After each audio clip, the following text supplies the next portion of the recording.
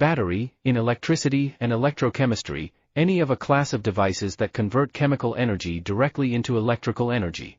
Although the term battery, in strict usage, designates an assembly of two or more galvanic cells capable of such energy conversion, it is commonly applied to a single cell of this kind.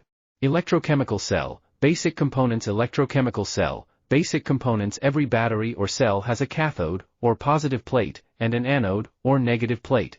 These electrodes must be separated by and are often immersed in an electrolyte that permits the passage of ions between the electrodes. Lithium batteries. The area of battery technology that has attracted the most research since the early 1990s is a class of batteries with a lithium anode. Because of the high chemical activity of lithium, non-aqueous organic or inorganic electrolytes have to be used. Such electrolytes include selected solid crystalline salts. Zinc silver oxide battery. Another alkaline system, this battery features a silver oxide cathode and a powdered zinc anode. Because it will tolerate relatively heavy current load pulses and has a high, nearly constant 1.5 volt operating voltage, the zinc silver oxide battery is commonly used in the form of a button cell in watches, cameras, and hearing aids. In spite of its high cost, the outstanding current carrying capability of this cell has resulted in its use as a military torpedo battery.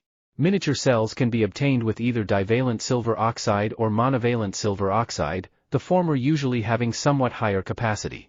Zinc mercuric oxide battery. Miniature power cell, cutaway view. Miniature power cell, cutaway view. This is an alkaline electrolyte battery system. In earlier times it was used in the form of button-sized cells for hearing aids and watches. Its energy density watt-hours per cubic centimeter is approximately 4 times greater than that of the alkaline zinc manganese dioxide battery. However, because of its mercury content, the cell has been relegated to the role of a standard reference cell, providing an extremely reliable 1.35 volts to measure the performance of other batteries. The electrolyte consists of a saturated aqueous solution of ammonium chloride containing roughly 20% zinc chloride. The cathode is made of impure manganese dioxide, usually mined from selected deposits in Africa, Brazil, or Mexico. This compound is blended with carbon black and electrolyte to create a damp, active cathode mixture which is formed around a carbon collector rod, also called an electrode. All batteries of this type are provided with an overwrap structure with metal covers for electrical contact.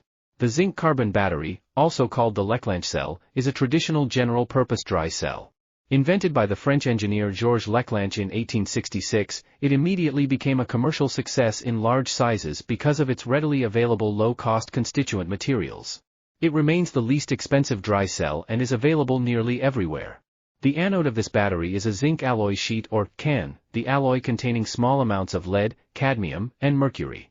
Primary battery zinc manganese dioxide systems. These batteries are the most commonly used worldwide in flashlights, toys, radios, compact disc players, and digital cameras. There are 3 variations: the zinc-carbon battery, the zinc chloride battery, and the alkaline battery. All provide an initial voltage of 1.55 to 1.7 volts, which declines with use to an end point of about 0.8 volt.